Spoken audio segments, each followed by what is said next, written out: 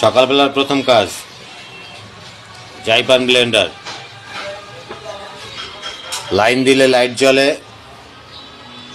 কিন্তু চলে না, মানে মোটর ঘুরে না। চলুন খুলে দেখি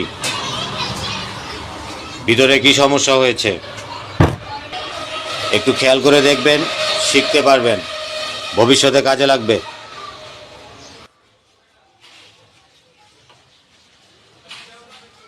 সবার আগে মেপে দেখব আমাদের এই সার্কিট ব্রেকারটা ঠিক আছে কিনা। আপনারা দেখতে পাচ্ছেন সাউন্ড করছে, কিন্তু এখানে কোনো সাউন্ড করছে না, কিন্তু এখানে সাউন্ড করতে হবে। এর দ্বারা আমরা বুঝতে পারলাম যে আমাদের এই সার্কিট ব্রেকারটি আসলে কাট করে আছে। এখন আমরা এটাকে একটা টিপ দিয়ে দেব এবং আপনারা শুনতে পেয়েছেন যে একটি শব্দ হয়েছে টুস করে।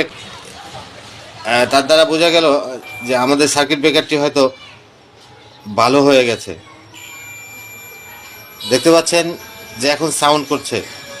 এই অবস্থাতে যদি আমি এখন ওই ব্লেন্ডারটিতে পাওয়ার দেই, অর্থাৎ সে চলবে। চলুন দেখি চলে কি না।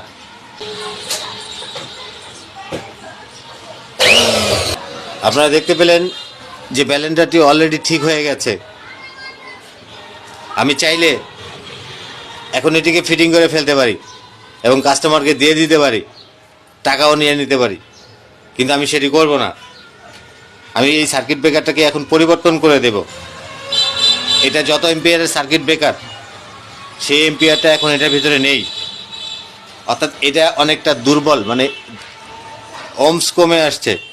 এটাকে পরিবর্তন করে দেওয়া উচিত। এখন আমি সেটাই করব। নতুন মাল 2.7 এম্পিয়ারের সার্কিট ব্রেকার।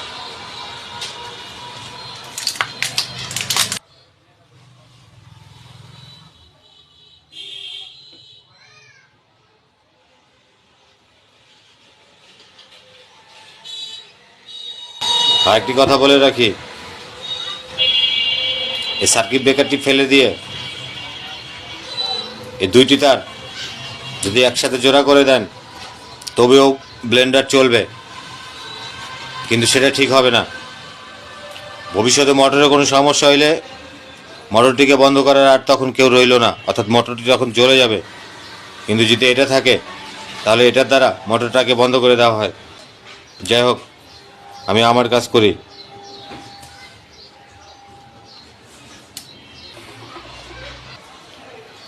কাজ তো শেষ, চলুন চালিয়ে দেখি। বিসমিল্লাহ।